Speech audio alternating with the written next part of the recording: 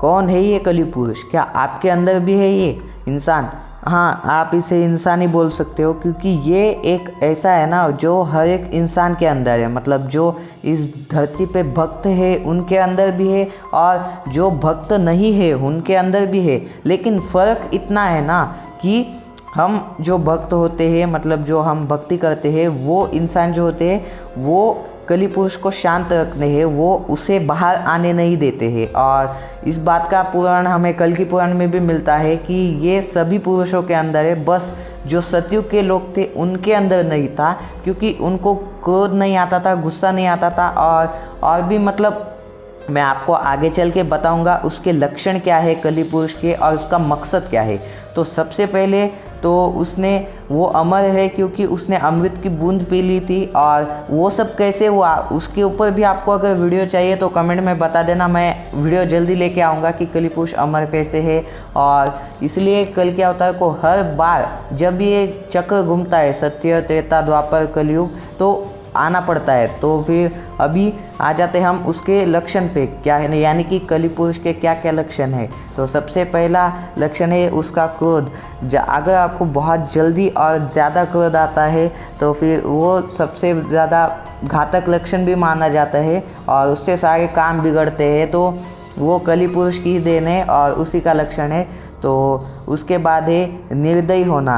और अगर आप निर्दयी हो, मतलब आपको थोड़ी भी दया नहीं आती है, तो वो एक बहुत बड़ा लक्षण है वो भी, क्योंकि हमारे पास हर युग में मतलब एक एक लक्षण कम होते जाता है। सबसे पहले तो बुद्धि कम होती गई मानव की, फिर उसके बाद वैदिक ज्ञान कम होता गया, फिर उसके बाद हमारे पास जो टेक्नोलॉजी आई उसने हमारे मतलब जो पुराण वगैरह थे उनका ज्ञान नष्ट कर दिया। तो ऐसे कर कर के हमारी बुद्धि भी भ्रष्ट हो गई। और उसके बाद अभी हमारे पास कलयुग में सिर्फ एक ही स्तंभ बचा है, वो है सिर्फ और सिर्फ दया का। और अगर आपके पास अगर दया नहीं होगी तो आप मतलब कली पुरुष के शिकार बन चुके हैं। और ये, या फिर आप अगर नॉनवेज खाते तो इसलिए हमारे पुराणों में भी बताया गया है कि नॉनवेज क्यों नहीं खाना चाहिए। तो उसका एक बहुत बड़ा उदाहरण ये भी है कि आप निर्दयी हो, और अगर जो निर्दयी होता है उसके अंदर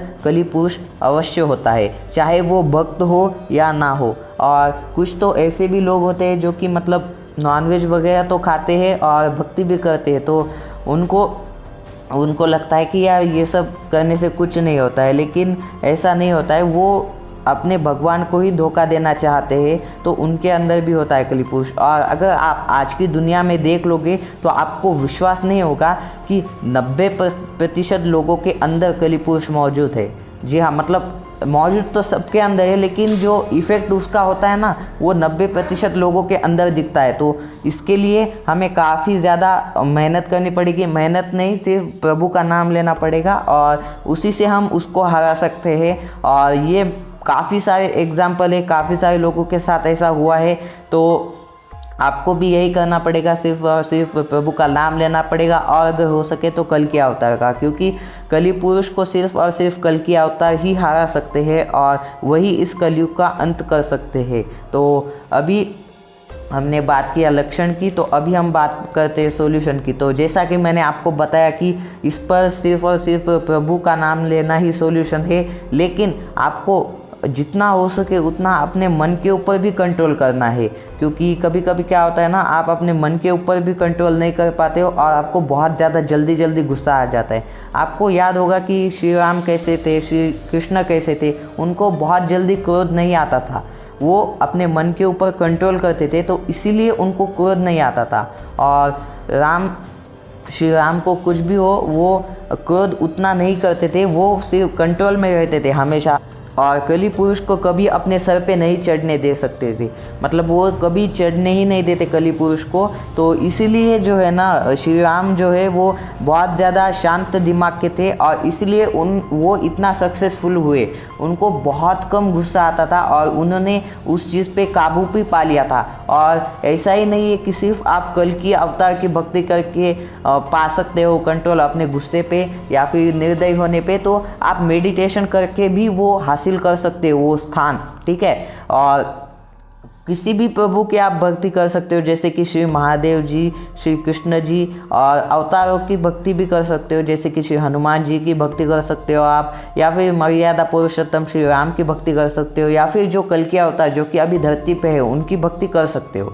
ठीक है, तो ये सब आप करके भी हासिल कर सकते हो, और इससे आपको ये बेनिफिट होगा कि आपको पता चलेगा बाद में कि मुझ में बहुत ज़्यादा फ़र्क आ चुका है पहले से। जैसे आप 1-2 महीने में आपको ये सब नॉर्मल लगेगा, लेकिन उसके बाद आपको पता चलेगा कि अरे भाई मुझ में तो काफ़ी ज़्यादा बदल आ चुका है, और ज़्यादा एक्साइटेड भी नहीं होना है। वो भी मतलब लक्षण तो नहीं है, लेकिन उससे क्या होता है, आप बहुत जल्दी अगर एक्साइटेड होते हो तो उतना ही जल्दी आप गुस्सा भी हो जाते हो और काम सारा बिगाड़ देते हो खुद का। तो ठीक है, ये भी होता है, तो इसलिए आपको काफ़ी ज़्यादा एक्साइटेड भी नहीं होना होता है।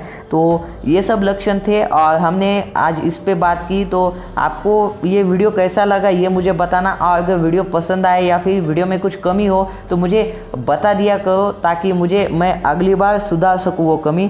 तो लाइक शेयर एंड सब्सक्राइब भी कर देना, और जाते जाते बोलना चाहूँगा जय श्री कल की, और कमेंट में लिखना आप ना भूलो जय श्री कल की। तो मैं आपसे विदा लेता हूँ, मिलता हूँ आपसे अगली वीडियो में, तब तक के लिए बाय बाय।